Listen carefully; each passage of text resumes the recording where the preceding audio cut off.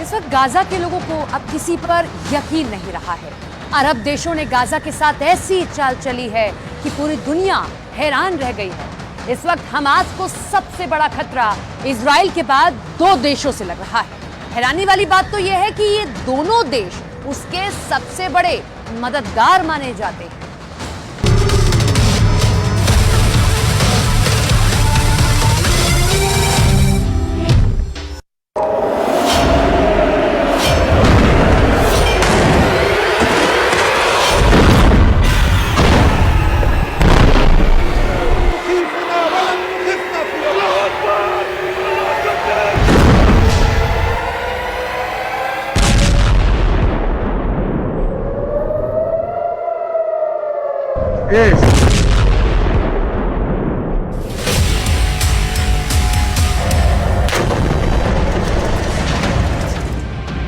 Gaza में 13,000 से ज्यादा लोगों की मौत हो चुकी है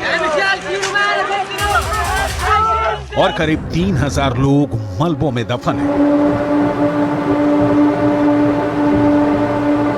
इजराइल किस तरह और कितनी तरफ से हमास पर टूट पड़ा है, इसकी रिपोर्ट करने की ताकत भी अब फिलिस्तीन के अखबारों के पास नहीं बची है। गाजा पट्टी के अंदर 40 से ज्यादा पत्रकार मारे जा चुके हैं और इजराइल फिलिस्तीन के अखबारों के पूरे नेटवर्क को ही तोड़ दे रहा है। इसीलिए अब गाजा पट्टी से वही खबरें सामने आ रही हैं जो इजराइल चाहता है।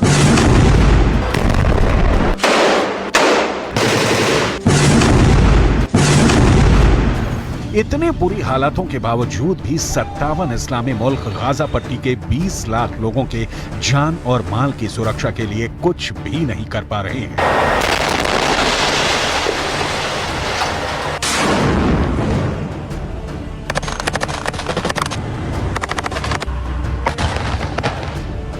फिलहाल जो रिपोर्ट आ रही है उससे ये साफ लग रहा है कि उत्तर गाजा में भारी कोहराम मचाने के बाद अब इजराइल अपना पूरा फोकस दक्षिणी गाजा पर कर रहा है।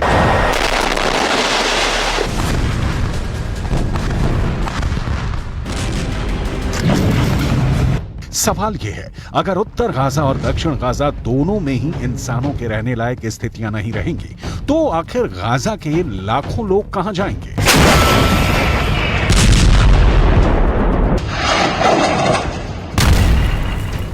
ऐसे खतरनाक हालातों में अगर 57 इस्लामिक देश एक साथ खड़े होते तो निश्चित तौर पर इजराइल पर दबाव बनाना बहुत आसान हो जाता, लेकिन आज स्थिति बिल्कुल अलग है।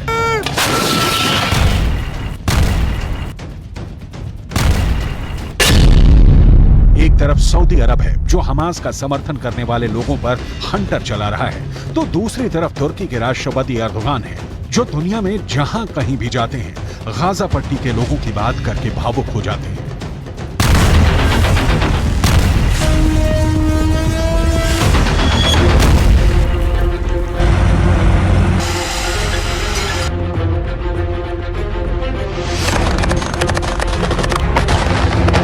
तुर्की के राष्ट्रपति एर्दोगान ने जर्मनी की राजधानी बर्लिन का दौरा किया है और जर्मनी के चांसलर ओलाफ स्कॉल्स के साथ उनकी द्विपक्षीय वार्ता हुई, लेकिन इस पूरी वार्ता के दौरान आर्थिक मुद्दे पूरी तरह से किनारे नजर आए और दूसरे सभी मुद्दे गाजा पट्टी के तनाव के सामने छोटे पड़ गए। आखिर कैसे? तुर्की के राष्ट्रपति एर्दोगान हमास के पक्ष में पूरी इस्लामी दुनिया को एक करने के लिए बेचैन हुए जा रहे हैं। ये पूरी हकीकत आपको विस्तार से आगे बताएंगे, लेकिन सबसे पहले बात करेंगे सऊदी अरब की, जहां एक ऐसी घटना हुई है जिस पर यकीन करना नामुमकिन नजर आता है। एक ब्रिटिश एक्टर और प्रेजेंटर इस्लाह अब्दुल रहमान फिलिस्तीन के लोगों के लिए सहानुभूति व्यक्त कर रहे थे, लेकिन उन्हें सहानुभूति व्यक्त करने से भी रोका गया और सऊदी अरब की पुलिस ने उन्हें हिरासत में भी ले लिया।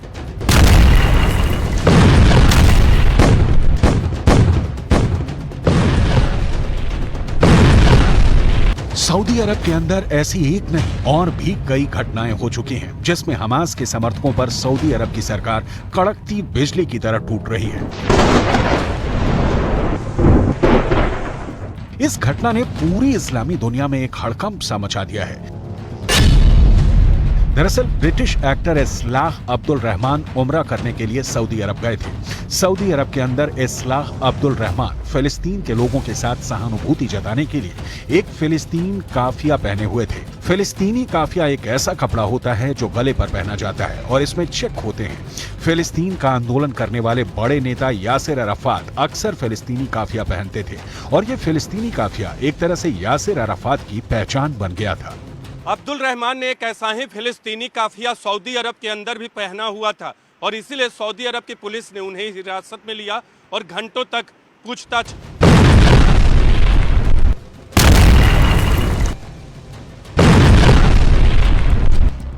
सऊदी अरब की पुलिस ने ब्रिटिश एक्टर अब्दुल रहमान से ये पूछा कि वो कब से सऊदी अरब में है, सऊदी अरब में वो कहां गए हैं। अब्दुल रहमान को एक संदिग्ध की नजर से देखा गया। अब्दुल रहमान की उंगलियों के निशान देने के बाद उनको रिहा तो कर दिया गया।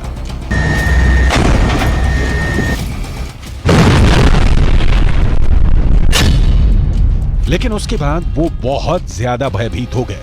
उन्होंने मिडिल ईस्ट के एक न्यूज़पेपर से बात करते हुए कहा कि वो फिलिस्तीन के साथ सहानुभूति दिखाना चाहते थे, लेकिन उन्हें ये करने नहीं दिया गया। इसी तरह सऊदी अरब के अंदर गाजा के लिए प्रार्थना करने वाले एक अल्जीरियाई मूल के शख्स और बांग्लादेशी मूल के एक ब्रिटिश नागरिक को भी गिरफ्तार किया गया।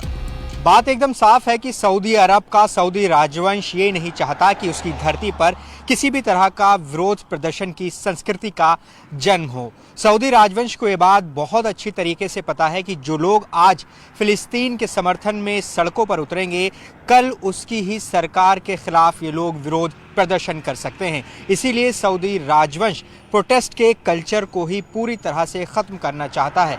यही उसका एक टारगेट है। आमतौर पर यह जानकारी बहुत कम लोगों को है कि सऊदी अरब एक ऐसा देश है जिसका पुराना नाम स्टेट ऑफ हिजाज था। लेकिन 23 सितंबर 1932 में जब सुल्तान अब्दुल अजीज बिन सऊद ने इस स्टेट ऑफ हिजाज पर कब्जा किया तो उन्होंने इस इलाके का नाम बदलकर सऊदी अरब रख दिया। इसमें सऊदी शब्द सुल्तान अब्दुल अजीज बिन सऊद का सरनेम है। शायद दुनिया की ऐसी पहली घटना होगी जब किसी राजवंश ने किसी देश पर अधिकार करने के लिए उस देश का नाम भी अपने राजवंश के नाम पर कर दिया हो।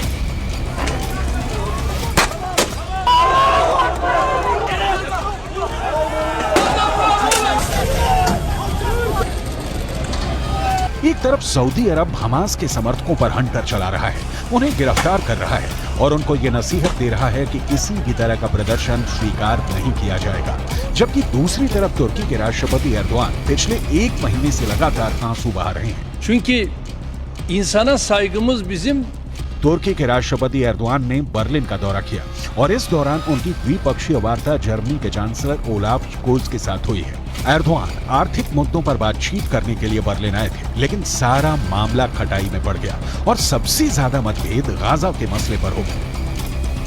जर्मनी को तुर्की के राष्ट्रपति एर्दोआन की वो बात सबसे ज्यादा नागवार गुजरी जिसमें एर्दोआन ने जर्मनी के इजराइल को किए जा रहे समर्थन को लेकर एक ऐतिहासिक तंज कसा।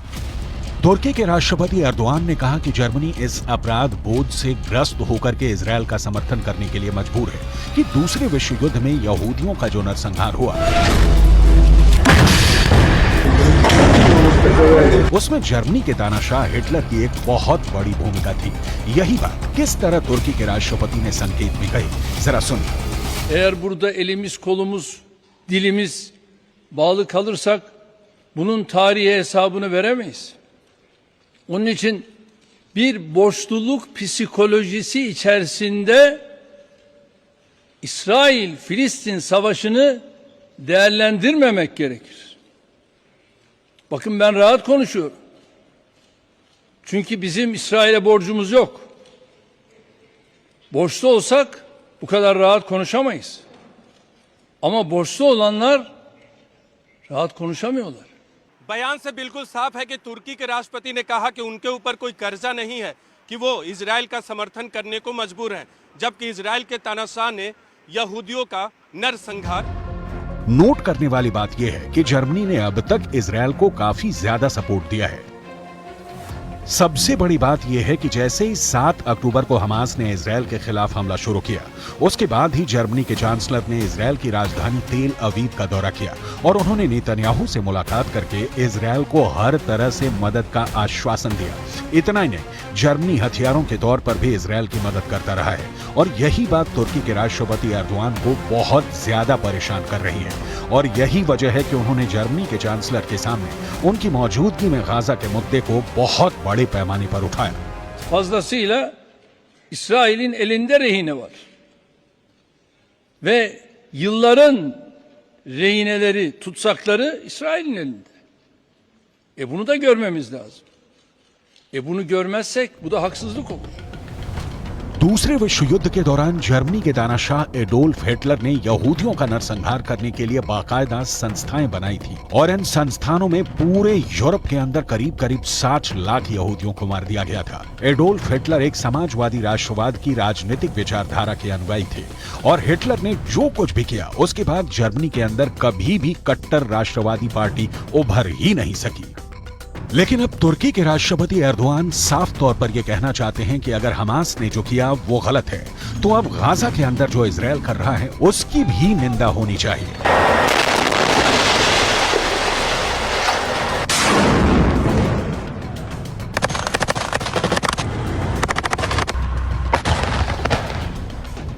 दूसरी तरफ जर्मनी के चांसलर भी इस मुद्दे पर पीछे नहीं हटे। उन्होंने भी एर्दोआन के सामने ही हमास की निंदा की, 7 अक्टूबर को हुए आतंकवादी हमले का जिक्र किया और हमास के पूरे खात्मे के इजरायली संकल्प को सही ठहराया। यानी अगर देखा जाए तो जर्मनी और तुर्की एक बातचीत की मेज पर जरूर थे, लेकिन उनके बीच बहुत भारी मतभेद है।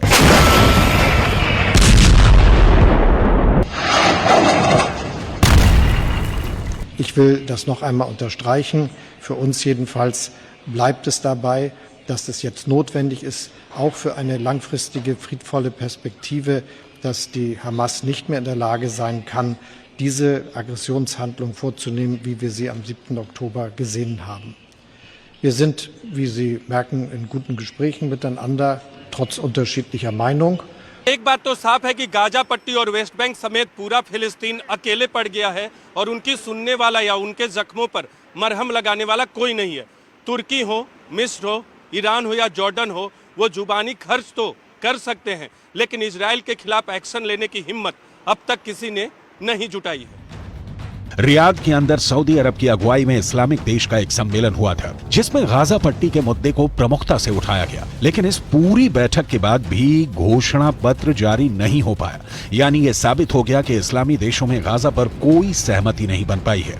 अब ऐसे में इजरायल के पास पूरी ताकत है और उस ताकत का इस्तेमाल हमास के लड़ाकों पर क्रूरता पूर्वक किया जा रहा है।